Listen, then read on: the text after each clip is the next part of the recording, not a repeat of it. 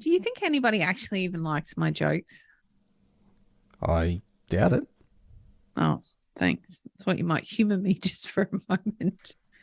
I know that you are not a narcissist. You're way better than that, Warwick.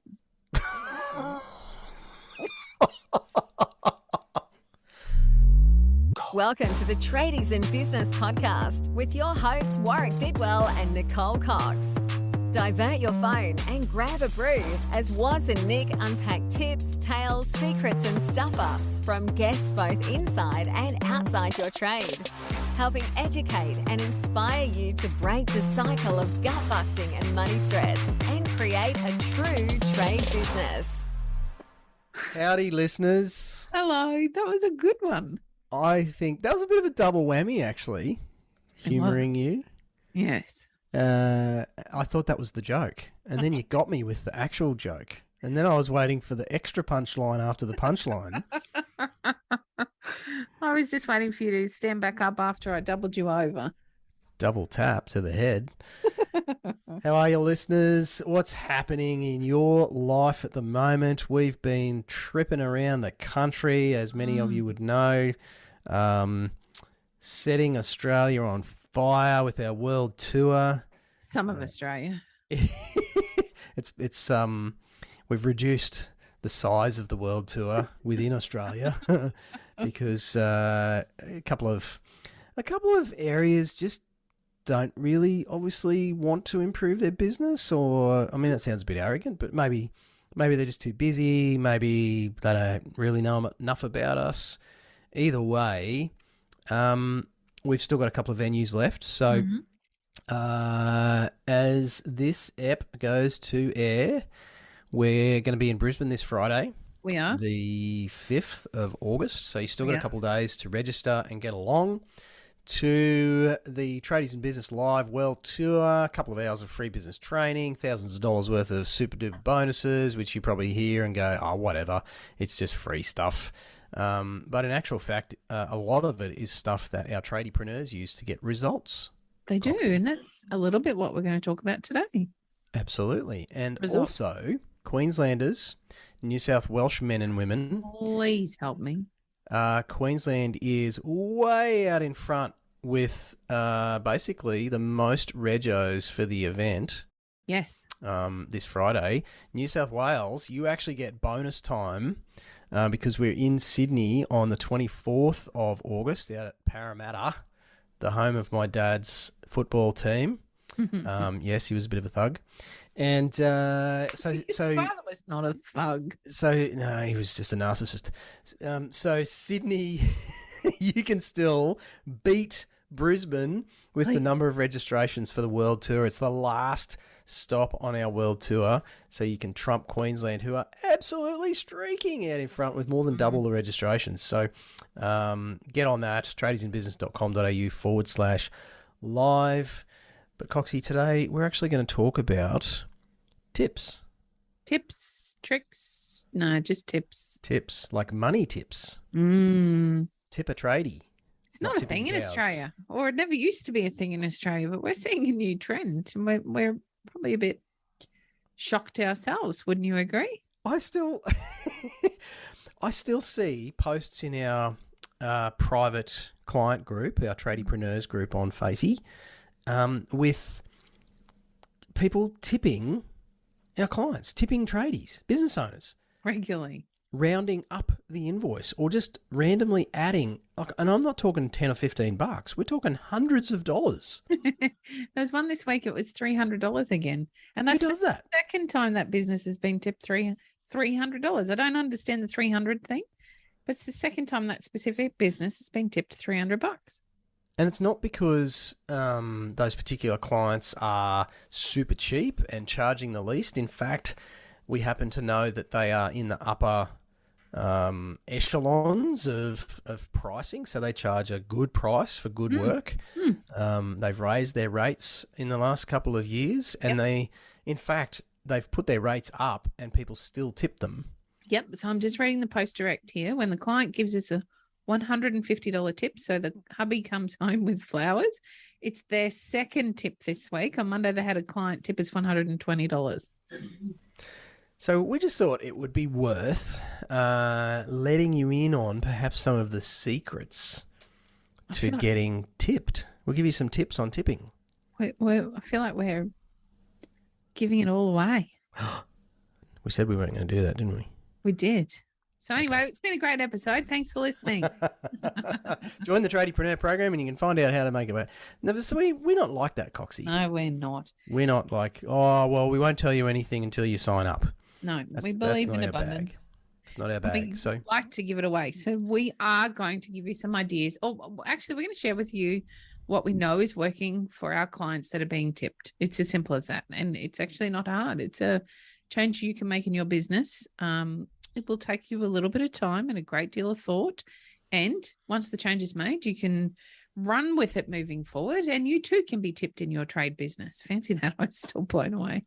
Tipper trading. But it really starts with a fantastic sales process. What is a sales process, Nicole? It's the process of how we move a client from first contact to the completion of the job, Warwick. How is that for technicality? But isn't that just they ring up, I go do a quote, I hope they choose me, and when they do, I do a great job? Absolutely. That is a sales process, 100%. Okay, so I've already got one. Why would I need to do anything with it? Because that sales process is unlikely to get you very many clients, nor is it likely to get you tipped. What we actually want to do is build a robust sales process that allows time for clients to get to know who we are and how we service them. So we finish up the job and they feel really special. So special, in fact, that they give us even more of their money than we actually build them for. It still bakes my noodle, Coxie. Absolutely. I wouldn't tip the girl at Woolworths no matter how many times she asks me if I'm having a lovely day. I'm pretty sure she doesn't care. No, I'm sure she doesn't. And that's the point. Yes. Thank you for letting me say what you were going to say. The point is, a great sales process proves to a client, or at least gives them the perception that we care about them. Absolutely. And I know I get really disappointed in businesses that don't do this.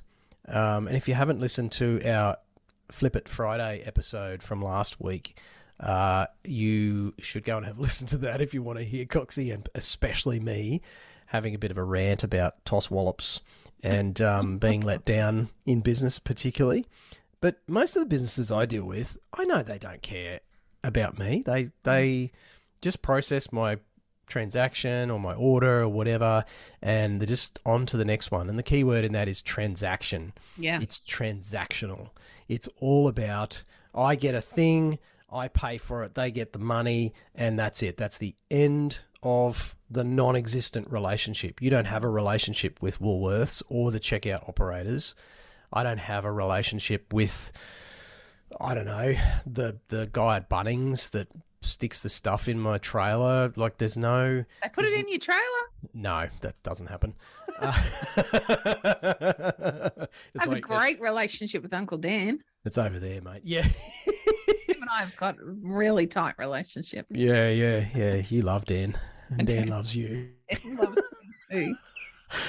So there is nothing other than just a straight out transaction. Even many hospitality businesses, which, you know, the name implies, and I think this is why people don't tip in Australia. Yes. Other than the fact that there's a I guess just a social standards and cultural difference. Sure. Is hospitality in Australia is not very hospitable. No, it's really not.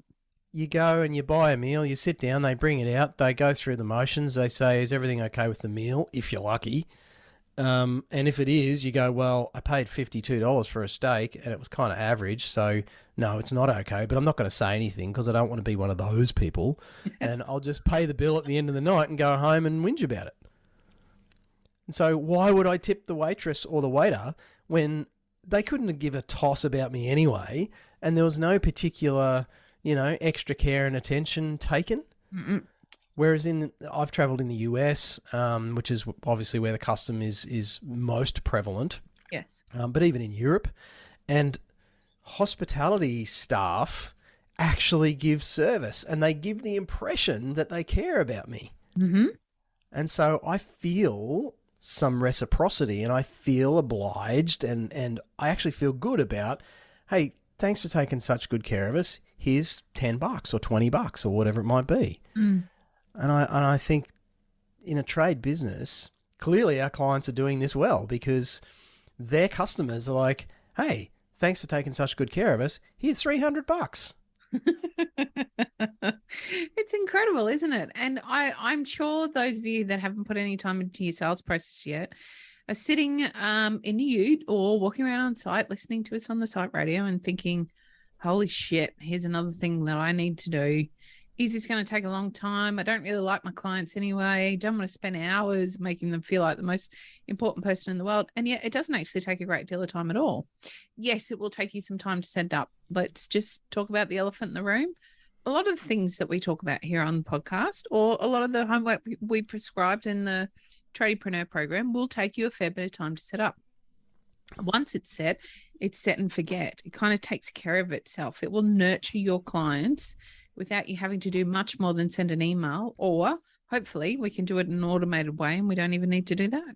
At the very least, though, you're just going to send a couple of extra emails, take a bit of extra time to talk to them, ask them about their feelings, and move on. It's really not hard. It blows my mind. I was going to say blow my mind and bake my noodle at the same time. It blows my mind that it's just that one of those really, I guess, untapped areas in trade business. We see fantastic. Think about the last time for the ladies, you went to the hairdresser or you went to have a facial or something similar. Most of those services will send you at the very least a confirmation text. Then often they'll follow up with a text or an email after the service to ensure that you were happy with it. That's a small, I think we can do better in the trades, and it's a sales process. It makes me feel thought of. It makes me feel cared about. It makes me feel like my opinion actually matters. And that's what all we're asking you to do with your clients is to send them a couple of extra emails, confirmation text, let them know a little bit more about who you are and what you do within your company so that they feel attached to you before you even show up on site. And then ask them at the end of the service how you went. Were you happy with our services today? Is there anything we could do to improve our services for you next time? It's amazing the feedback and goodwill that will buy you within your business. And it not only will it likely get you tipped, it will also get those clients talking about you to their friends and family. Yeah. And here comes that referral work that we're all chasing all of the time. Yep. Referrals, repeat business, tips, be nice to your mother, all that stuff.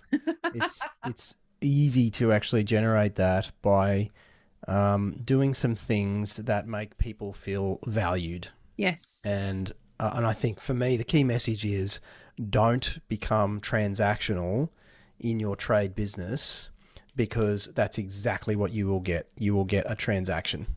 You will get someone swipe the card or pay the bill if you're lucky in full. And that's it. That's the end of it. Yeah. So to take it from transactional to relational, it's as simple as, and as Coxie said, you can automate a lot of this stuff. So many of our clients, our tradiepreneurs, have actually used some tools, some of which we talk about in our World Tour content presentation. So in our free training that we're doing in Brisbane and Sydney coming up, there's some tools you can use that will automatically send a few emails that you've pre-written. So you don't even need to think about it. You don't have to remember it. It's not this painful extra thing you have to do every time you book a job or a quote. You can just send some information out to people, beef up your sales process by having more touch points in it. And people will get to the end of that. And at the very least, our clients get complimented by their clients on the process, the professionalism, the care and attention. Coxie's just had a brain explosion because she's waving madly at me on the screen here. I've just been reminded of one of those other things that happens off the back of the sales process. And that's that they consistently are chosen, even though their quotes are 20, 30, 50% more expensive than the competition. So you can be the dearest and still win the job. It blows my mind. Just from having a sales process. We've actually got a builder who has, far out, these guys have done some cool stuff. One of our tradiepreneurs in a regional area where it's uber competitive because there's a smaller population and a large number of providers locally. So they're in construction, and they have, I think, doubled their turnover in the last 12 to 18 months. Might even be a bit more than that, actually. Yeah, it's probably more, but I don't want to overstate it. No. And we're not talking, going from 100,000 to 200,000 here, gang. No. We're talking 7 figures. So 7, 6. What's the right number of zeros? 6. Anyway, it's in the millions.